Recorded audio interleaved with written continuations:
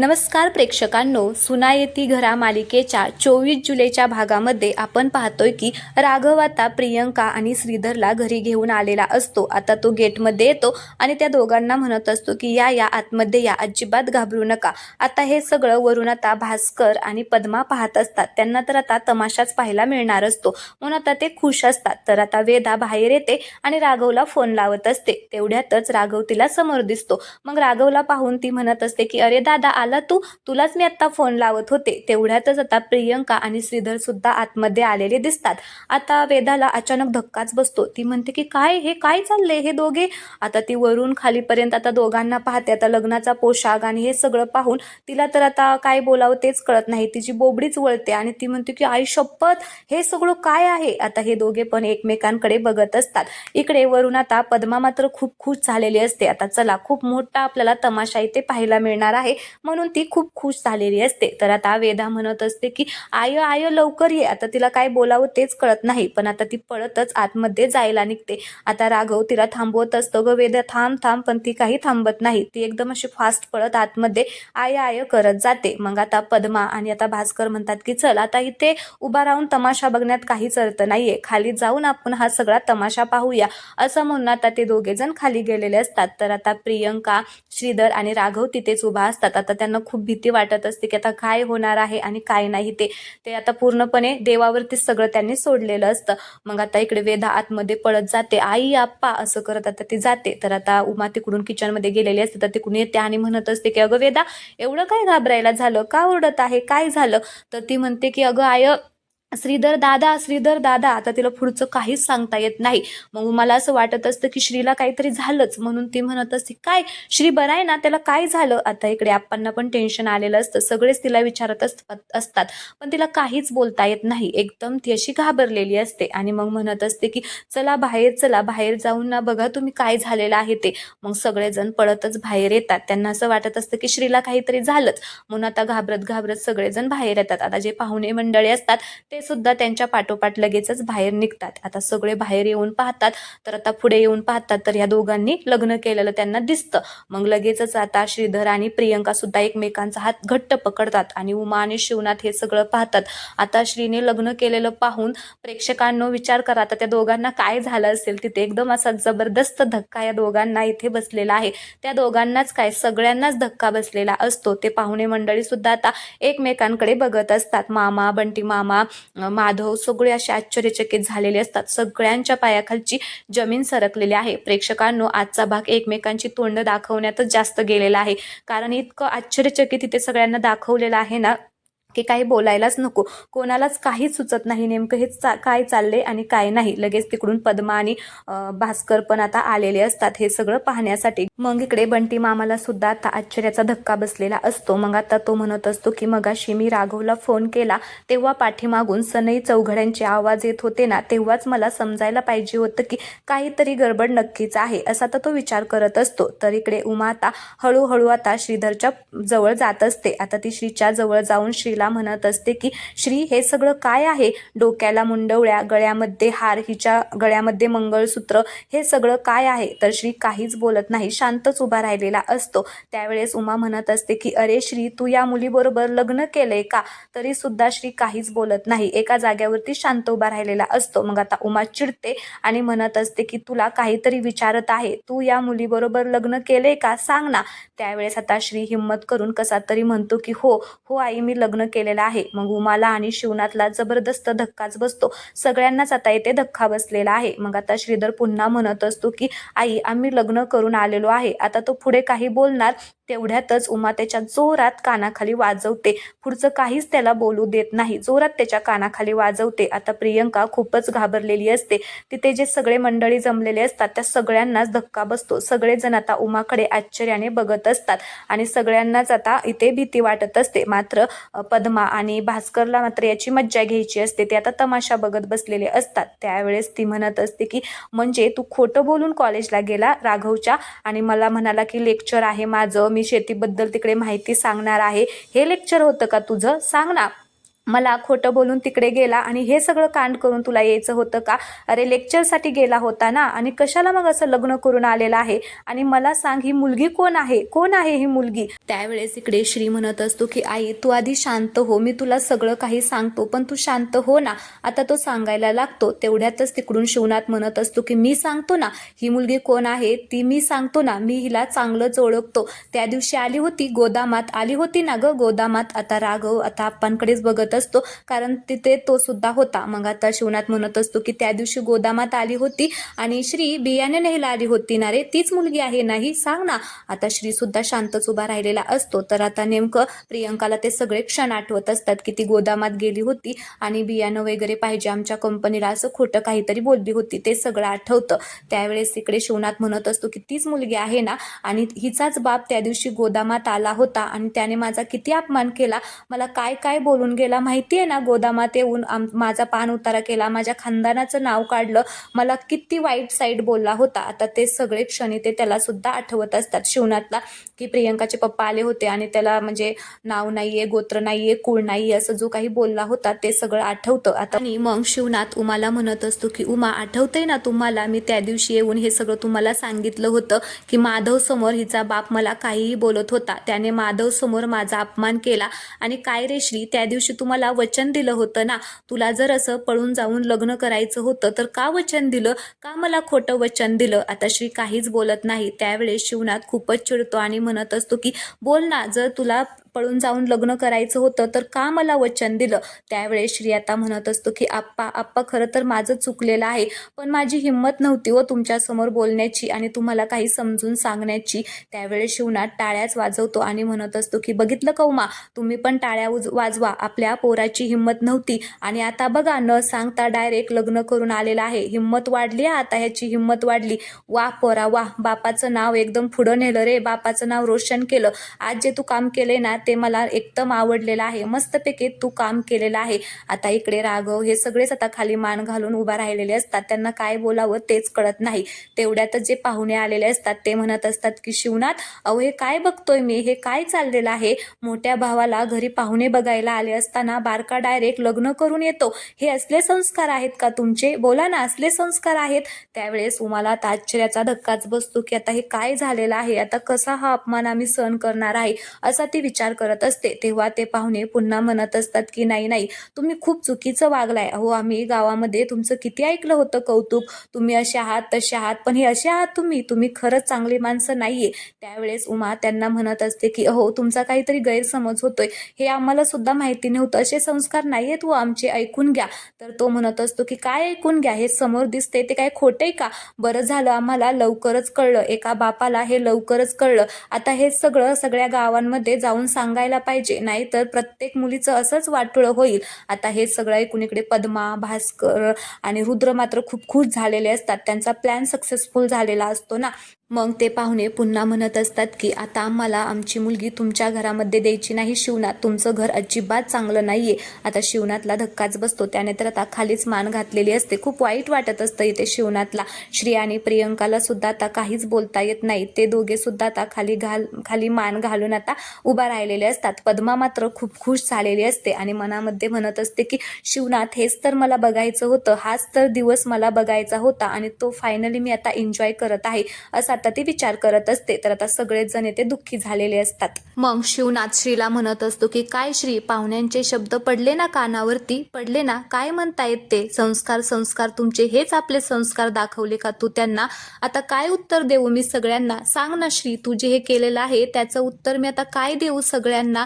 बोल ना, असे होते का आपले संस्कार? आता तो त्यांना विचारत असतो. तर आता पाहुणे म्हणत असतात की ओ शिवनाथ, त्याला काय बोलताय, तुमचे सगळे संस्कार आम्ही समोरच बघितलेले आहे, आता काय बोलून उपयोग आहे? आम्हाला अजिबात तुमच्या घरात आमची मुलगी द्यायची नाहीये, आम्ही जातो, मोठं घर आणि पोकळ वासा, असं करून आता ते शिवनाथला खूपच बोलून तिथून निघून चाललेले असतात. आता सगळेजण त्यांना थांबा थांबा म्हणत असतात, पण कोणच थांबत नाही. तिथून आता ते सगळे निघून जातात. आता ते निघून गेल्यानंतर शिवनाथ श्रीला म्हणत असतो की झाली का खुशी, झाली? खुश झाला ना आज तू? खरंच आज लग्न करून येऊन खूप खुश झाला असशील ना? अरे पण याचं काय? शिवनाथ आता माधवकडे हात दाखवून म्हणत असतो की की याचं काय, आपल्या मोठ्या भावाचा विचार नाही केला पळून जाऊन लग्न करून येताना, आता काय करायचं सांग ना याचं. आता इकडे माधवला सुद्धा खूप वाईट वाटलेलं असतं. तो आता खाली मान घालूनच उभा राहिलेला असतो. त्याला ती मुलगी आवडलेली नसते, पण त्याच्या आप्पांचा अपमान झाला त्याच्यामुळे त्याला वाईट वाटत असतं. तर पुन्हा शिवनाथ म्हणत असतो की सांग ना आता तुझ्या मोठ्या भावाला कोण मुलगी देणार, आता तुझ्यामुळे त्याला कोणच मुलगी देणार नाहीये, आता काय करायचं. तर इकडे मग पद्मा लगेचच आता शिवनाथला आवाज देते आणि म्हणत असते की ए शिवनाथ, शिवनाथ इकडे बघ जरा, माझ्याकडे बघ. आता शिवनाथ पद्माकडे बघतो. त्याला आता कळलेलं असतं पद्मा मॅडम काही आता चान्स सोडणार नाही, आता माझा सगळ्या गावासमोर त्या अपमानच करणार. तो तर आता असं एकदम डोळे झाकून घेतो. आता सगळेच जण पद्माकडे बघत असतात. राघव सुद्धा खूप रागाने पद्माकडे बघत असतो. त्याला तर माहिती आहे हे सगळं पद्माने त्या रुद्रनेच घडवून आणलेलं आहे, त्याच्यामुळे तो खूपच रागाने त्यांच्याकडे बघत असतो. त्यावेळेस पद्मा आता काही गप्प बसत नाही. ती शिवनाथला म्हणत असते की अभिनंदन. मी म्हटलं अभिनंदन, अरे शेवटी नवीन सून घरला आलीच की, असं म्हणून आता ती खूप खुश झालेली असते आणि अशी मोठमोठ्याने हसत असते. आणि मग पुन्हा काय म्हणते, वा वा वा वा. मी काय म्हणते, अरे तू नेहमी म्हणायचा ना की सून मी पारखून आणणार, माझ्या पसंतीने आणणार, या घरला सुना मी माझ्याच पसंतीने आणणार, माझ्या पोरांना चांगल्या घरंदाज बायका आणणार, मग त्यातलीच ही आहे का, तुझी पसंत आहे का. आता शिवनाथला खूपच राग येतो, कारण आता तो दुसरं काही बोलू पण शकत नसतो इथं, कारण श्रीने आता तसं केलेलंच असतं. त्याला फक्त राग येतो, तो काहीच बोलत नाही. रुद्र आणि भास्कर मात्र हसत असतात. त्यांना ह्या सगळ्याची मज्जाच येत असते. मग पद्मा म्हणत असते की अरे काय मिरवणूक काढली नाही, अशी कशी बिनघोड्याची वरात आणलेली आहे, वाजंत्री नाहीयेत, घराला काही डेकोरेशन केलं नाहीये, घराला लाइटिंग केलेली नाहीये, तोरण लावलं नाही, मला काय म्हणायचे असं लग्न करतं का कोण. अरे कार्य मोठं करायचं असतं, काय झालं, कार्य का नाही असं नीटनेटकं केलं, काय रे तुझ्याकडे पैसे नाहीयेत का मोठं लग्न करायला.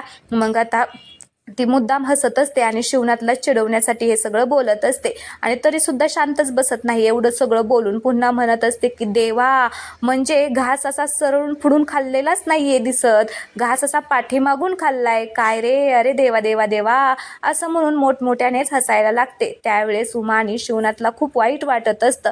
तर मग पद्मा म्हणत असते की म्हणजे शिवनाथ तुझ्या पोराने घरची परंपरा राखली म्हणायचं, त्याने काही वेगळं केलेलं नाहीये. श्रीधरने पोरगी पळवून आणली रे, अरे बघा रे बघा, श्रीधरने पोरगी पळवून आणलेली आहे. गाववाल्यांनो बघताय ना, जसं याच्या बापाने आमच्या घरची पोरगी पळवून नेली होती ना, तसंच त्याने पण आज पळवून आणलेली आहे. पट्ट्याने बापाच्या पावलावरती पाऊल ठेवलेलं आहे.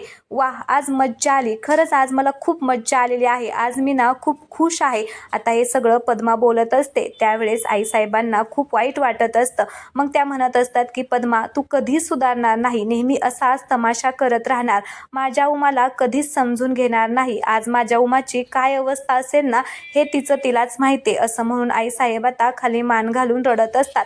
त्यावेळेस आता पद्मा शिवनाथला म्हणत असते की अरे शिवनाथ, मान खाली घालून का उभा राहिलाय, तुला तर तुझ्या पोरांचा अभिमान वाटला पाहिजे. आत्ता मला कळलं हे सगळे तुझे संस्कार आहेत, असले संस्कार आहेत का तुझे. श्रीधर बापाचं नाव आज तू मोठं केलं बरं का, नावच काढलं आहे त्याचं आज गावामध्ये. त्यावेळेस शिवनाथ आता काहीच बोलत नाही, फक्त आता तो शांत उभा राहिलेला असतो खाली मान घालून. मग उमा म्हणत असते की तायडे तायडे ग आता तरी बास कर की, अजून किती बोलणार आहे. मग इकडे पद्मा म्हणत असते की बास कर, अजून मी काही बोललेलीच नाहीये आणि मी का ग बास करू, मी काय बास करणार नाहीये, मी आता अशी बोलतच राहणार आहे अगं. आणि मग ती आईच्या जवळ जाते आणि म्हणत असते की ए आई इकडे, तिकडे काय पाठीमागे उभं राहिलेली आहे, अगं तुझ्या नातवाने बघ नातसून आणलेली आहे आज तुझ्यासाठी, तिचं जरा कौतुक कर, कौतुक कर, तिला प्रेमाने एखादा दागिना दे, सुनमुख बघ तिचं, तिचं कौतुक कर, असं ताईला पुढे आणून म्हणत असते. आणि म्हणत असते की अगं तिच्या हातामध्ये चांगल्या बांगड्या घाल, आणि मुद्दाम आता तिच्या हाताकडे बघते आणि म्हणत असते की हातामध्ये बांगड्या. आता तिचं लक्ष तिच्या हातातल्या त्या पट्टीकडे, पिवळ्या पट्टीकडे गेलेलं असतं. त्यावेळेस ती म्हणत असते की काय रे, हिच्या हातामध्ये पिवळी पट्टी कशाची. आता सगळेजण त्याच्याकडे बघतात. श्रीधरला तर आश्चर्याचा धक्काच बसलेला असतो. आता तर दुसरं पण समजणार घरच्यांना याची आता त्याला भीती वाटत असते. मग आता पद्मा नाटक करत म्हणत असते की कशाची पिवळी पट्टी, काय रे भास्कर, ही पिवळी पट्टी आठवती का तुला, म्हणजे हे सामुदायिक विवाह सोहळ्यामध्ये गेलते, म्हणजे हे तिथूनच लग्न करून आलेले आहेत की काय. आता असं म्हटल्यानंतर उमा आणि शिवनाथला तर आता काय बोलावं आणि काय नाही तेच कळत नाही. दोघेही आता आश्चर्यानेच आता त्या पिवळ्या पट्टीकडे बघत असतात. मग पद्मा म्हणत असते की नाही नाही, मला चांगलंच आठवते, हे सामुदायिक विवाह सोहळ्यामध्येच लग्न करून आलेले आहेत. अरे देवा, म्हणजे ह्यांनी खूपच हुशारीने सगळं केलेलं आहे. तिथे गेले, लग्न केलं आणि आईबापाचा आशीर्वाद पण घेतला. पळून जाऊन लग्न करून आता आई वडिलांचा आशीर्वाद पण मिळवला. वाह वाह, काय हुशार पोरं आहेत. आता इकडे उमाला खूपच आश्चर्याचा धक्का बसलेला असतो. मग आता ती म्हणत असते की काय रे शिवनाथ, तुझं पोरग तिकडं पळून जाऊन लग्न करत होतं आणि तू त्याला ओळखू शकला नाही. तुला कसं काय ओळखाय आलं नाही बरं तुझं पोरग? त्यावेळेस मग शिवनाथला आता तिकडे झालेले ते क्षण आठवतात की कसं या दोघांनी आपला चेहरा लपवला होता. ह्याने मंडोळ्या बांधल्या होत्या, तिने पदर घेतला होता तोंडावरती आणि मग आम्ही आशीर्वाद दिला. मग हे सगळे क्षण त्याला तिथे आठवतात आणि तो म्हणत असतो की खरंच मी नाही ओळखू शकलो. तर लगेच इकडे पद्मा म्हणत असते की काय रे शिवनाथ, नाही ओळखलं?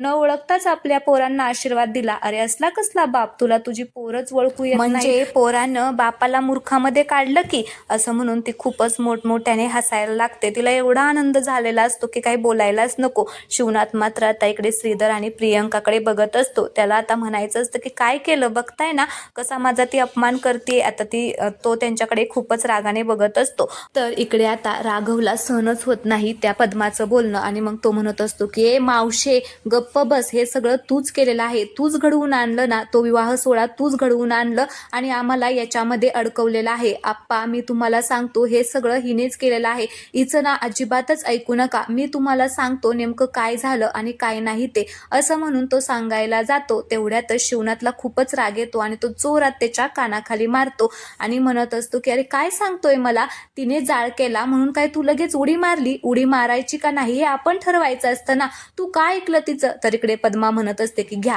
आता यांचं नुसतं मारामारी, ह्याला मार आणि त्याला मार चालू आहे, काय ह्यांना बोलायचं? तर शिवनाथ म्हणतो की अरे ह्याने प्रेमात पडून लग्न केलं, ह्याने सगळं केलं, तुझं काय मधी? आणि तो श्रीधरला म्हणत असतो की श्रीधर, अरे का केलं हे असं, सांग ना. बापाला वचन दिलं होतं ना प्रेमात पडून लग्न करणार नाही म्हणून, मग का केलं? आता तो टाळ्याच वाजवायला लागतो आणि म्हणत असतो की वा पोरा वा, वचन देऊन बापाला खोटं पाडलं आणि वरून आता बापाच्या नाकावरती टिचून लग्न करून आलेला आहे. वा पोरा वा. त्यावेळेस राघव म्हणत असतो की आप्पा, अहो हे सगळं तिने केलेलं आहे, ऐका तरी आमचं. त्यावेळेस शिवनाथ म्हणत असतो की अरे तिचं काय घेऊन बसलेलं आहे, ती तर आपल्या वाईटावरच उठलेली आहे. नेहमी ती चान्सच शोधत असते की कधी शिवनाथच्या घरात काहीतरी होतंय आणि मी सगळ्या गावात बोंबाबोंब मारते, हेच ती बघत असते. तिचं काय ऐकून बसायचंय आपल्याला? अरे तू तर माझा मुलगा आहे ना, ती तर दुसरी आहे. तुला तर मी लहानपणापासून वाढवलंय ना, मग तुला नाही असं वाटलं एकदा आपल्या आईबापांना सांगावं आपण काय करतोय काय नाही ते नाही तुला वाटलं सांगावं? सांग ना, आम्ही काय कमी केलं रे तुमच्यासाठी? सगळं तर तुमच्यासाठीच करत होतो आणि आज तुम्ही आमचा अपमानच केला. तर आजचा भाग येथेच संपलेला आहे. पुढील भागामध्ये आपण पाहणार आहोत की राघवला तर घराच्या बाहेर हकलूनच दिलेलं असतं, मात्र प्रियंका आणि श्रीधर आता आतमध्ये चाललेले असतात. त्यावेळेस उमा त्यांना तिथेच थांबायला सांगते आणि म्हणत असते की तुम्ही या घरामध्ये अजिबात यायचं नाही, बाहेरच थांबायचं. आता प्रियंका आणि श्रीधरला आश्चर्याचा धक्काच बसलेला असतो. तर इकडे आता प्रियंकाचे पप्पा आता इकडे शिवनाथच्या घरी आलेले असतात. आता ते लातनेच गेट उघडतात आणि म्हणत असतात की ए शिवनाथ, बाहेर ये बाहेर ये. तर आता सगळेजण बाहेर येतात. मग आता तिथे लग्नाच्या जोड्यामध्ये त्या दोघांना पाहून तिच्या पप्पांना खूपच राग येतो आणि मग ते म्हणत असतात की काय माझ्या पोरीला फसवून लग्न केलं काय, थांब आता मी तुला सोडणारच नाही, असं म्हणून ते तिथली नळी घेतात आणि त्याला खूप मारत असतात, म्हणजे श्रीधरला खूपच मारत असतात. आता हे सगळं शिवनाथला सहनच होत नाही. त्याचा हात असा एकदम तो घट्ट पकडतो स्वतःचाच आणि त्याला आता हा राग सहनच होत नाही. इकडे आता पिहूचे पप्पा त्याला मारत असतात. मग शिवनाथ म्हणत असतो की बास झालं, असं म्हणून आता तो त्यांची काठी पकडतो आणि म्हणत असतो की माझ्या पोराला मारायचं नाही. तर आजचा हा भाग आवडला असेल तर व्हिडिओला लाईक करा आणि प्लीज चॅनलला सबस्क्राईब करा. धन्यवाद.